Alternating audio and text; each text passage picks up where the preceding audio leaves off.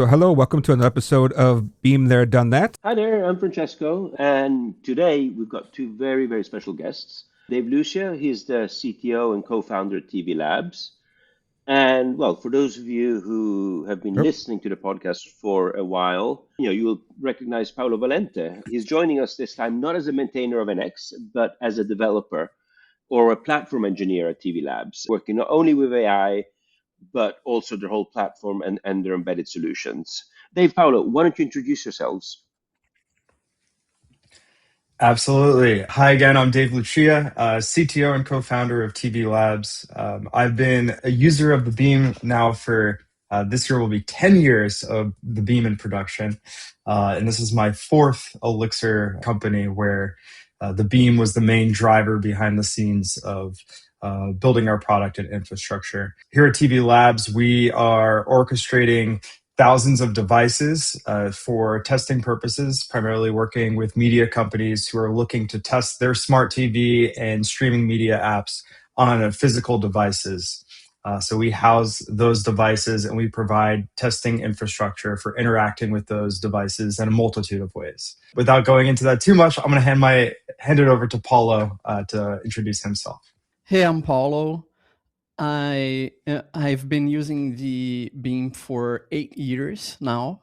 This is my third company with Elixir, and I work at TV Labs maintaining the core of the platform, mostly focusing on stability and maintaining high throughput for users. Dave, Paulo, at Beam, they've done that. We care about the scars. Before we talk TV Labs, can you share with us what your most memorable production fire you've had to put out was, and how that fundamentally changed the way you think about your responsibilities as a developer? I like to blow things up nice and early. So about 14 years ago, going on 2012, I was a developer right out of university, working for Bloomberg Tradebook, and we maintained a trading platform. And I specifically worked on the futures team. And my job, first big project, was to migrate from one internal real-time data framework to another. And this data framework was responsible for taking all the real-time pricing data and display it onto every single trader's screen. And so I worked on this for probably a month and a half, felt really good about it, worked with my mentor to ship it. We shipped it. Everything was great for a few days. And then on Friday, all of the big numbers come out, all the farm announcements, and all the screens went black. And it was because I did not load test the system, and the way in which the old framework and the new framework worked were fundamentally different, and it just collapsed under load. So I had people screaming and yelling, "What's going on?" And that didn't feel so good. Luckily, I had a great boss who didn't yell at me, let me fix the problem, understand why the problem happened, deliver a solution, and then present that to the leadership team at Bloomberg Tradebook. And that was a really formative experience for me about how code is not just about how it works, but it's about how it behaves in different scenarios and the larger intentions behind the code. So it's really shaped a number of different ways how I think about building and scaling systems. It reminds me of a quote from Dan North. Don't ever call yourself a senior developer or a senior engineer until you've had to clean up a mess you have created yourself. Absolutely. Paulo, what about you? One of the most memorable ones, I think, it was not related to code itself. I was working at a banking institution, and I was taking care of the system during Black Friday. And someone said to me, "Hey, why don't we scale the system up just so we're safe?" And we had like 12 replicas of the system, and we wanted to scale it up to 20. And I typed in the command via SSH, but I think there was a visual glitch between what I typed and what I was actually seeing. As soon as I pressed enter, instead of 20 replicas, I tried to scale the system to 320, and that crashed things instantly. We got we got throttled by Docker Hub itself, and then because of that, instead the end result was that instead of 20 replicas or 12, we ended up with 8, and in a less stable place because we couldn't download things from Docker Hub. We had to spend a few hours trying to solve that problem before we could declare things as actually stable and safe. And yeah, it was fun, not in a good way. We managed to stabilize the system in like 5 minutes. It was enough to cause some substantial damage, but nothing that we couldn't recover. The main lesson I think there is to try and plan beforehand to scale things up before we actually need them to be scaled. Was it also on a Friday? Well, it was on the Black Friday itself. It during was on Black Friday, yes. There is something with Fridays. That's also the day I caused a nationwide GPRS outage, a national GPRS outage in a country we won't mention. But yeah, but this is for another day. This is for another day. Yeah. So never. Yeah. Stay away from the systems on Friday if you can. Yeah. So we're talking about TV Labs. Other than seeing Dave's title on LinkedIn, I actually have no idea what is TV Labs and what they're doing. We did touch a little bit about it when Paulo was on last time. So Dave, do you mind to kind of explain more about what is TV Labs and why you even created this company with a couple other people? Let's go to the very beginning before TV Labs even existed. My co-founder, Steven, he was working at his consultancy, working with big media companies like NBC and Bloomberg. And one of the services that they provided was building smart TV apps for these media companies. As they got into the software development lifecycle process, they realized that a big problem was after you had developed your application, you tested it against simulators. Once it got into the wild, there's a multitude of different types of devices that it might run on. There's Samsung devices, LGs, there's Fire TVs, Apple TVs, Vizio, you name it. There's, several dozen different types of just top level platforms that these things can run on. The simulators do not catch all the problems. Many of the problems only manifest on real devices. And so Steven saw this opportunity to build services for testing smart TV applications. And as he started to get into this problem, he realized, there's a whole business here. This doesn't make sense to do in my consultancy. I was leaving another business, and Steve and I had worked together early at Bloomberg, and the timing was just perfect to say, let's go and build a company to solve this problem. Seems like there's a huge opportunity to just dive right in. And that's what we did. So we started TV Labs in 2023. Our main goal was to be able to access televisions remotely, smart televisions. So I got a nice LG over there in my other room. What if an LG like that or a Samsung device could always be available to you no matter where you were, as if it were on your network right in front of you, all from the comfort of your browser? And that's what TV Labs tries to do. We try to virtualize physical equipment and put it into your browser, your CI/CD pipeline, so that you can achieve your testing outcomes against a whole range of devices. Now, we operate a physical lab. It is filled with thousands of different devices of all different platforms, and we are very much a hardware as a service. So while these devices are physical and take a lot of maintenance to keep up and running, that is our problem, not our customer's problem. We offer clicking on a particular platform. So like a Roku, for example, you can get into an experience where that device is live streaming video and audio to you right from your browser, and you can drag and drop a build to test your application. That will then pop up on that Roku device. You can interact with it. You can use our CLI to use their native SDKs to interact with it. You can run it through Appium, which is a testing framework pointed at TV Labs, and run automated tests in your CI/CD pipeline and many other things. I was going to say, what I saw, I think you were on Elixir Mentor, I believe it was, and you showed off that you actually made a board, right? So now you're getting into the hardware space. This is helping with the testing and so forth?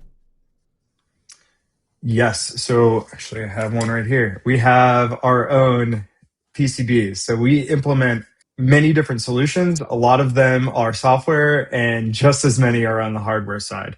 So you can imagine for every single type of device, there's many different ways to interact with it.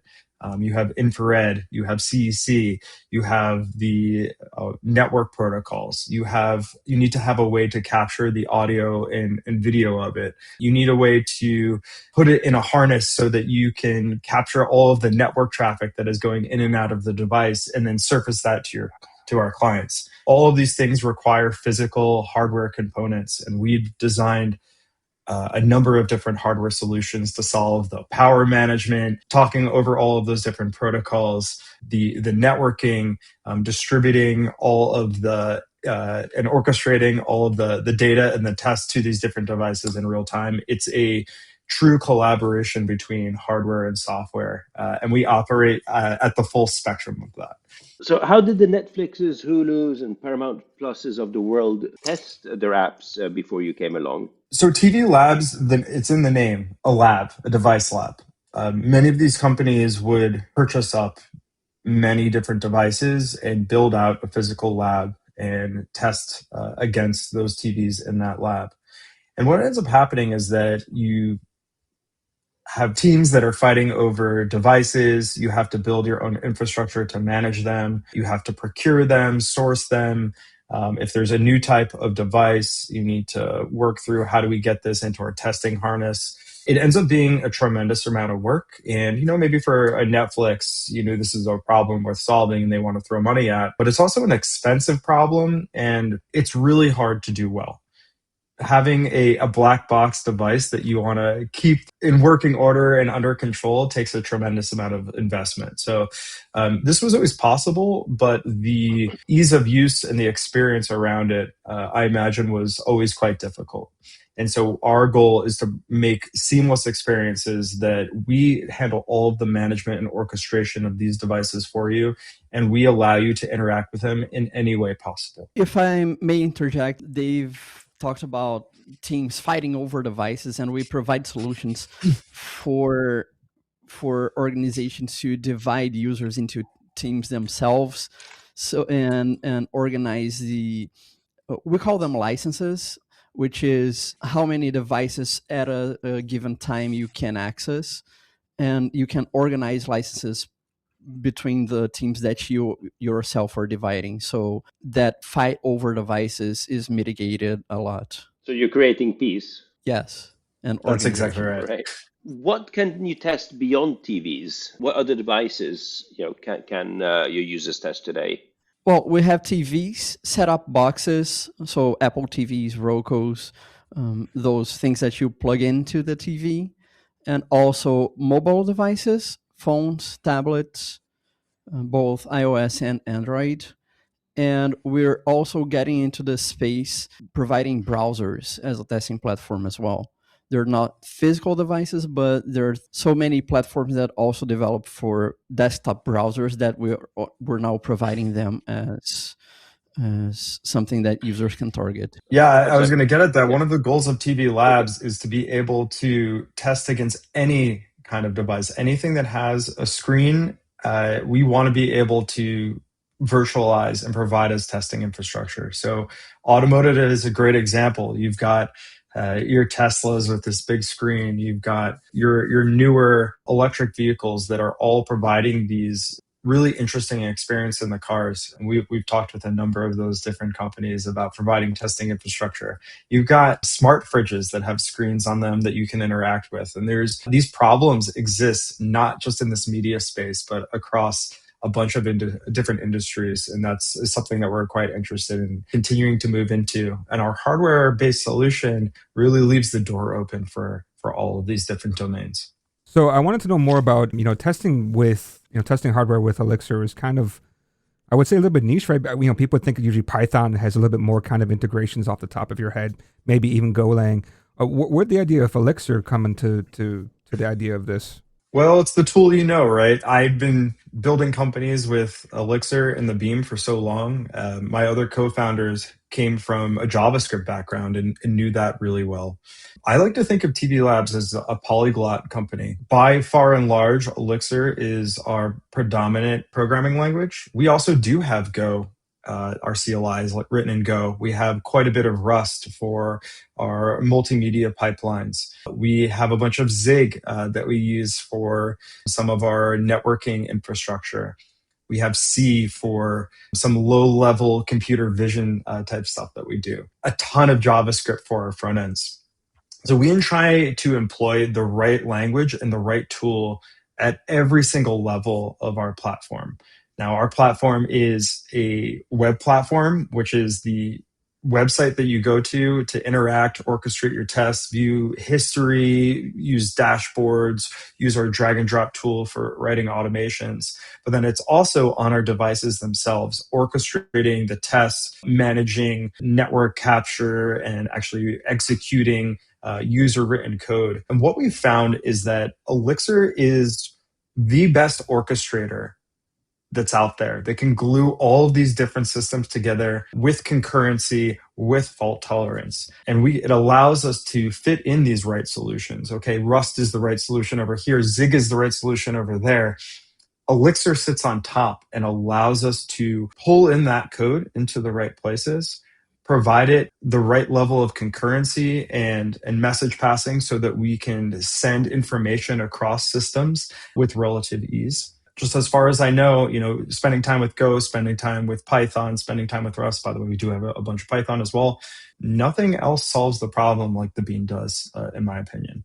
So when we went out to build TV Labs, the only way that I thought was reasonable for us to do it with the amount of people we had was the Beam. From your 2024 Code Beam Europe talk with Robert Verding, and also looking at TV Labs GitHub repo, we can derive that you've built a Lua interpreter to interface with Luerl. Why do you need Lua inside your Elixir system? Is it about allowing end users to script device behaviors without crashing your core VM, or what was the rationale behind that? After we built that virtualized screen of I get into a device, I interact with it, as a, one-to-one, me to device, we wanted to build an automation system where a user could write a test and then run it against many devices concurrently.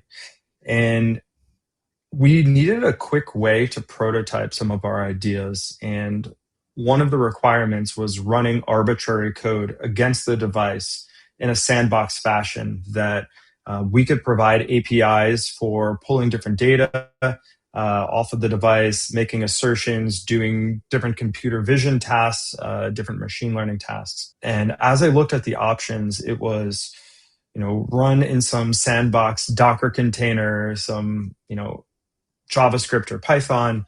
And I think we weren't really ready at that time to make a decision as to what is the right technology stack to target.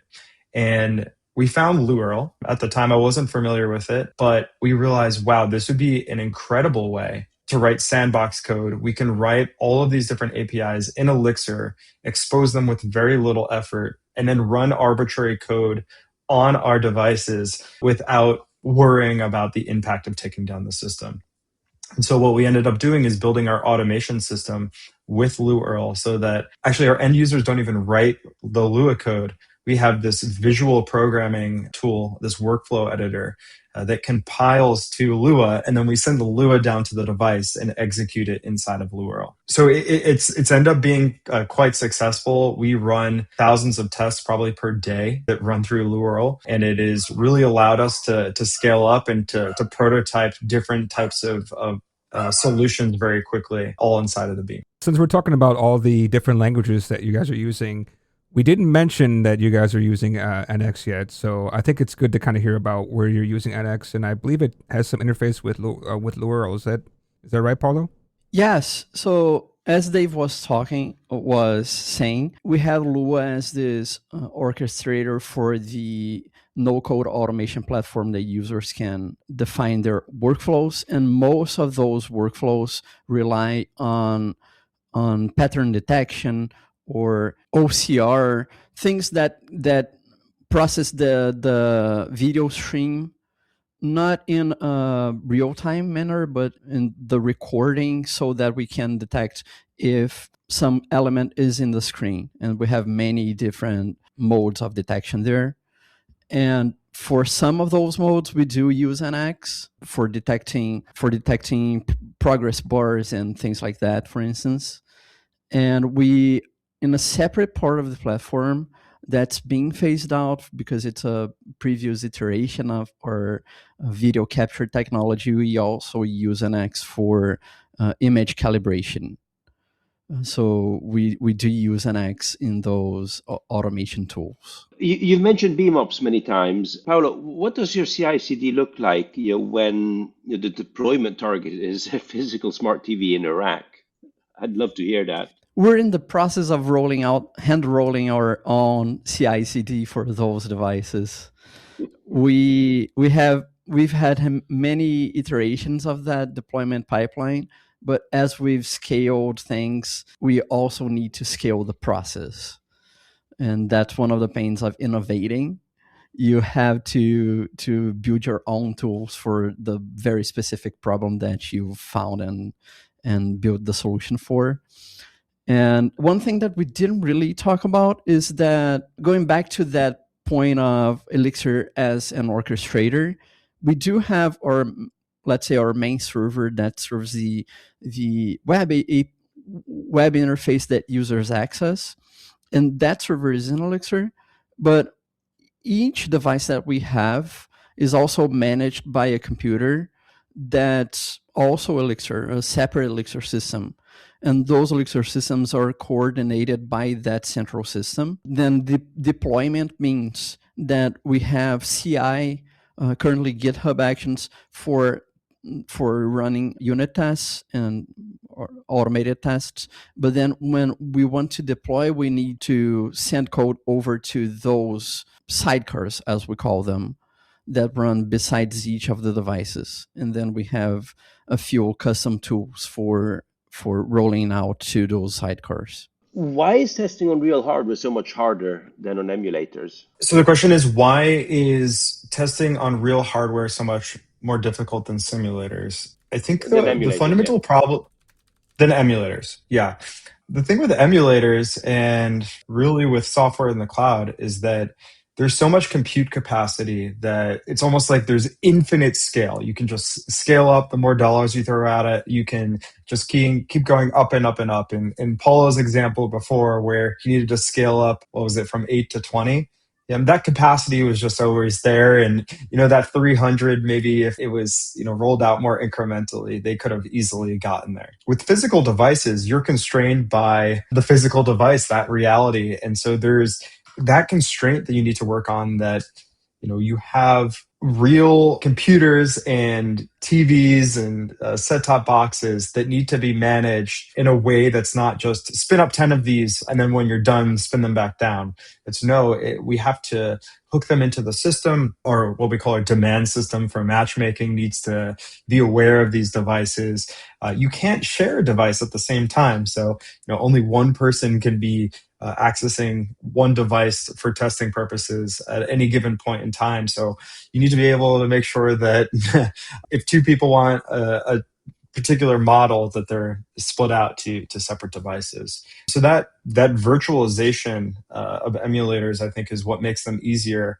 And the physical devices and the constraint on having a physical artifact that you're managing is what makes it so much more difficult. It almost sounds like the Beam is the perfect orchestrator, and that the concurrency model you'll have is ideal for the types of problems you're solving. I would very much agree with that, and it's at so many different levels. We have just thousands of tests that are running at any given point in time against our Appium endpoint.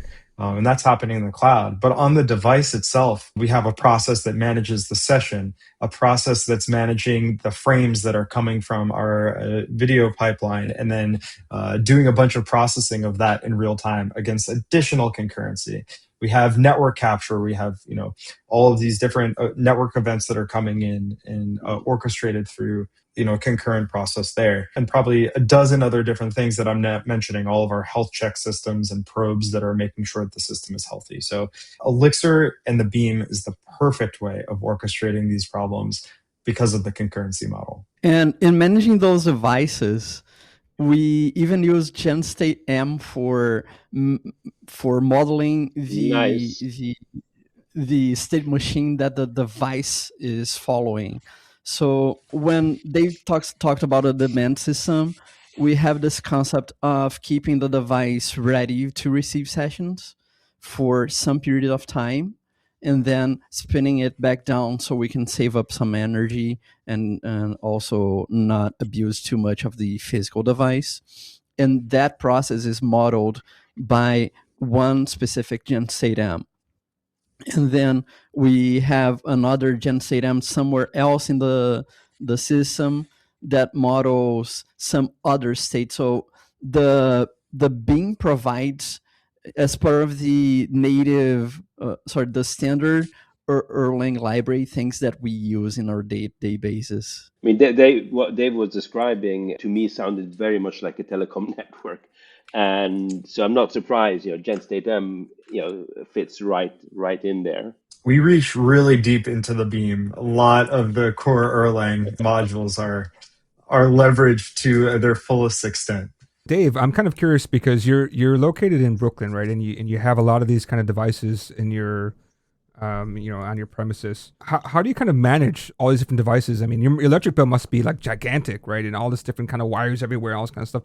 How is your setup looking like? We have multiple rooms in our offices. We don't have just one physical space. We have multiple, but we have racks of devices that sit into 2U racks that have all of the hardware and all those components contained. It very much looks like a data center. You walk in and you go, whoa, what is happening in this room? Some of the devices are completely headless and just all cables. Others leverage cameras and are pointed directly at the device. And then we use different computer vision techniques for flattening the image and cropping it in real time and doing color correction. I would love to share what it looks like, but I don't have any pictures handy.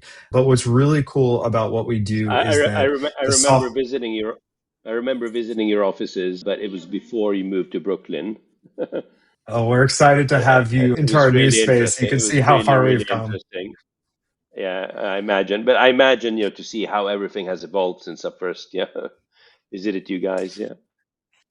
You were visiting us in the dinosaur prehistoric age, and now we're into the modern era. We've fully adopted AI. AI does a lot of our triaging and first level of support, actually triaging and diagnosing physical issues with devices. A couple of weeks ago, I pointed an agent with some skills and allowed it to SSH in the device and probe around, and it found out that an HDMI cable was unseated on the device. And we have this amazing picture of one of our lab technicians having the box and the HDMI cable, and it's just his look of surprise is like, wow, we found this. So there's just some really cool stuff where the software and hardware or boundary, just how we cross that and how it manifests on a day-to-day basis is really fascinating and unique. Actually, I was kind of curious about how do you actually find, if there's a device that's been connected, but somehow it's been logically unable to actually get a hold of it. How do you handle this kind of problem? Because the device can fail in many different ways, that process of keeping the device ready for sessions also takes into account if the device is healthy. So we have what we call recurrent health checks, which keep running periodically and signal into another process that keeps the state of each health check, whether it's failing or not. And also some health checks that run during the warm-up phase, that when we're starting the session. And then if any of those fail, we shut the device down, we we disconnect it from the main system, from the demand system, so it doesn't receive any sessions. We also have a way of running automations, those same no-code automations that users can use. We also can define them to fix some of the health checks. It's a system that we're calling Cable Guy because it fixes the TVs. All of those health checks can either be things that are failing in our Elixir system, but also things that we can detect are failing on the physical device. And then each of those also come with their own playbook for what to do, how to solve it. And lately, we have been leveraging that information through LLMs to manage and fix the devices through, let's say, Claude Code or Cursor. We started talking a little bit about you have different locations, right? I'm sure some locations have better signal than others, and obviously, if you start putting these kinds of equipment in places that are even farther away, you're going to have more and more latency, right? So does latency have an effect on when you're running all of your tests? I can talk about latency because I'm working from Brazil. While most of the TV Labs team is in the US, we have me in Brazil. We also have Coco in Japan and some of the team in Europe as well sometimes. I'd say that I don't feel any problems with latency. Sometimes I'll see 1 or 2 dropped frames, but that's most likely from my connection, not from the TV Labs connection itself.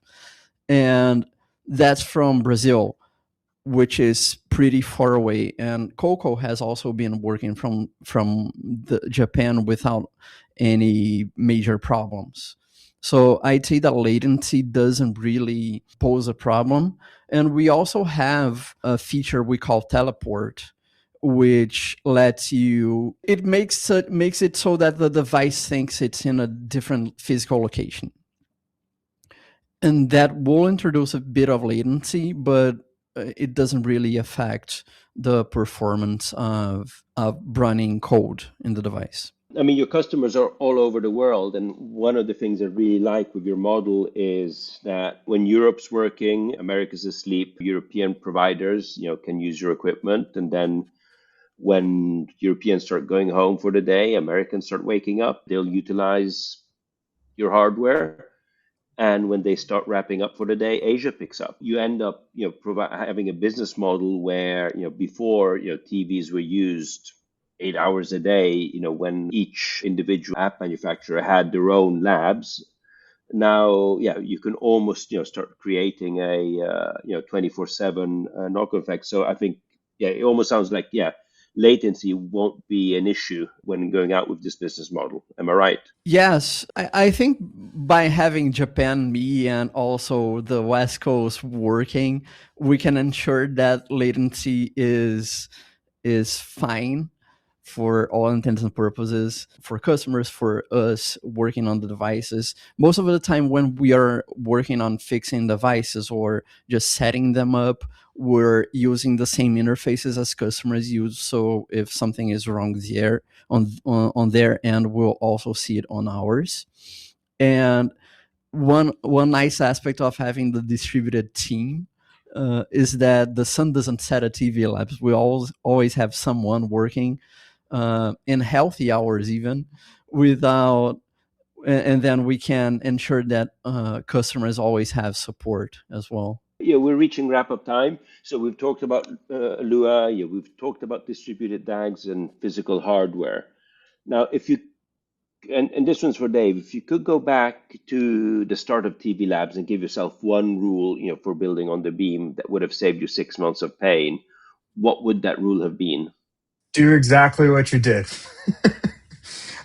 I can't say that there had been one thing that I would have done differently. It was an incremental discovery process. Maybe the hardest parts had nothing to do with the beam and all about understanding the product and our customers better. The beam has just been an enabler, and it's been a way to ship code and and solve problems without having to worry too much about, bugs that I would have probably introduced in a mutable programming language like Python or Go. And so the Beam has really, in a lot of ways, just gotten out of the way and allowed us to focus on driving customer value. So maybe I would have used less Python and Go in certain scenarios and just stuck with my guns on the Beam. So I don't know if that's a satisfactory answer, but it's the truth. We asked the same question to Robert Verding, when we had him on the show.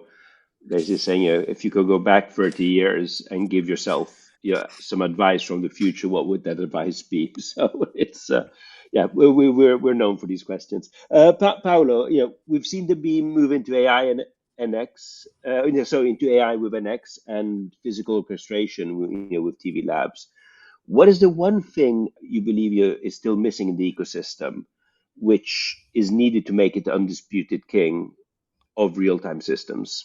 In the AI space itself, one thing that we have been facing more and more at TV Labs is that as we make things more cost efficient, we're more resource constrained on each of those sidecars that I mentioned. And one thing that NX is missing is a nice way of interacting or interoperating with Python or other native frameworks without having to duplicate memory usage or without having to face too much data transfer latency.